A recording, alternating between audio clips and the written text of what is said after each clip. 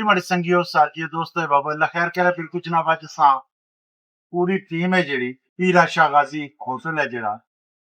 Special है जेड़ा चौधरी सुलेमान और ना अज असां उत्थे मौजूद हां और शनीद च है कि ये जेड़ी लगा दे रहे लो जनाब नाल नाल पैसे भी लगे आवने ने और चूंकि इसलिए चूंकि इतने कारोबारी शख्सियत और उसके आदमी बैठे हुए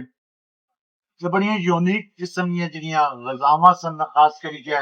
प्हाड़ी साग ते देसी घ्यो दा तड़का लग्गेआ मक्कै दी रोटी इक नई चीज सी मीरपुर वास्ते और इन्ना एह् नई चीज जेह्ड़ी ऐ इत्थै मतलब एह् सड़क जेह्ड़ा उस शुरू कीता और अज्ज असां बी दिल आया और पूरी टीम है जेह्ड़ी माशाल्लाह इंजीनियर और डॉक्टर साहबान ने सरबराही च आपां इत्थै पहुंचे हां जनाब सलेमान साहब साढ़े कोल बैठे हुए कि सर बहुत का सिलसिला शुरू किया है सर जी अल्हम्दुलिल्लाह जी अल्लाह पाक ने बड़ा करम है शुक्र है और मैं मीरपुर ने अवाम की ये मैसेज देना पाया हाँ कि मेरा शौक है कि देसी खाने बनाने का क्या बात मेरा जाती शौक है मैं सोचना सा कि मैं ऐसा काम करा जड़ा किसी ना किया हुआ है और वो सोच विचार तो बाद आ गया मेरी सोच मेरा विजन इस देसी खाने पर आया कि जिस तरह मौजूदा दौर में जितनियां बीमारियां ने पिछे नाकस खुराक ना अमल रखना है ठीक है ओरिजिनल ऑर्गेनिक प्योर वाइब्स जो सब मैं नाल नाल सुनी गल सुन नाल इस पक्के के आप लाओ हगा जिसकी बंद दसो है उससे सर ये है कि मैं इतफाक एक दिन बैठा सोचना था कि यार मैं कैसा कम मैं ऐसा करा कि जरा मीरपुर किसा ना दे वाह वाह और उससे भी जाके मेरा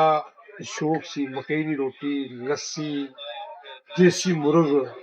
शोरबे जो है अच्छा मैं एक और गल करा कि सारे तो पहले इब्तदा जेह्ड़ी सी मैं अक्सर दोस्तां गी दस्सना होना मे बी मैं गलत ही आवां तुसां बुनियादी तौर ते अपने ग्रां चों दुद्ध मंगाई के ते सिलसिला शुरू कीता सी अज कारोबारी ठीए तकरीबन तकरीबन जितने हैं वो तुसां ने हत्थां नहीं पैदा हुआ अल्हम्दुलिल्लाह बिल्कुल जी और इस विच कोई शक नहीं है कि बेशुमार दोस्त न जेह्ड़े अज भी बड़े फखर नाल जाने नूं ना यहाँ पर जाके दूध खरीदने उस तो बाद सानूं सोच आई होटल साइड ते कि मैं होटल पावां तुसां दो त्रै ठीए इस्तेमाल कीते जिन्ना ठियां तुसां गए हो और उन्होंने कामयाबी सी जेह्ड़ी वो तुसां दी जात सी अल्हम्दुलिल्लाह जब तक तुसां उत्थे रहे हो ठीए बेहतरीन कामयाब रहे और अज तुसां उन ठियां पर मूव होके एक नई सोच और नई जिद्दत लेके आए हो आया कि कुदरत ये तो नहीं है कि पुराना ग्रां याद आई गया सी कि आपू केड़ियां गजावां खाना रहे तां अज ओही जेह्ड़ियां बिल्कुल देखो मेरा बाईपास होया ठीक है मैं एक हार्ट पेशेंट आदमी है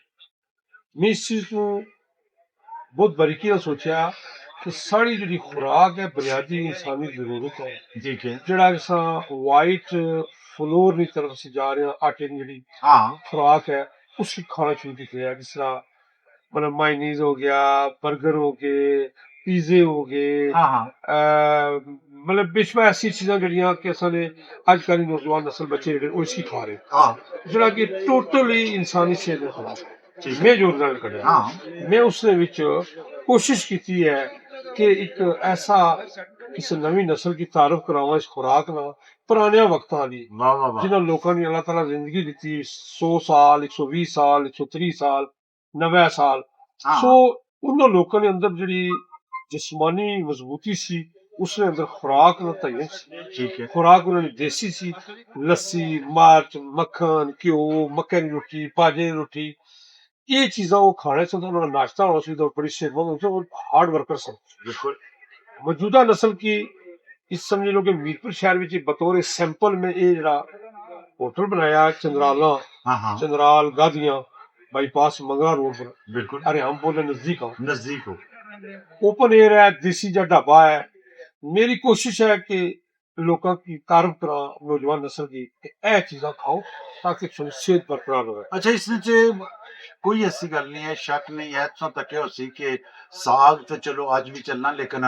देसी घ्यो वाला नहीं चलता नहीं वो नहीं तुसा बना रहे हो जी। जनरली मैं गल आ जाओ नहीं चल करता यानी कि उस तरीके नाल उस लेवल नाल ना किसी होटल पर ना किसी घर च उस पकना अच्छा मक्क सी जेह्ड़ी या बाजरा सी जेह्ड़ा ये तो तकरीबन असानी नौजवान नस्ल भूल ही चुकी है। जी जी हालांकि सुई मक भी ऐसी, चिट्टी मक भी ऐसी, बाजरा और ऐसी। जिस घर च सर मैकरोनियां पकड़ हाँ वालदैन अपने हथें जहर लेके अपने घर पे हाँ चीनी है चीनी साड़ी कोई अच्छी चीज नहीं है बिल्कुल ठीक है। उसने मुतबादल साहब को जेनुअन चीज में शक्कर है शक्कर है, गुड़ है गुड़ है। उसकी हिस्सा ले लो ताकि जिसम बॉडी जी चीज की रिक्वायरमेंट है वो चीज सुबह पहले नाश्ते विच ही साड़ी वो 200% अस ले लेने बिल्कुल ठीक है। दिहाड़ साढ़े को पूरी पई है सही असा है। और मिठिया चीजां खानियां न साड़ी बॉडी की डिस्टर्बिंग होनी है जबकि असं आम आदमी की समझ नहीं आनी भी सही है। उस तरह बेहतरीन हाल है कि सुबह उठ के अच्छा दूध मक्खन घ्यो लस्सी पियो सही है। ते अपनी बाहर फील्ड निकल जाओ स्टडी करन जाबा करन मैं तो यही मशवरा देसा अच्छा लस्सी ने तुसें जिक्र किया शायद कोई शक नहीं है कि एक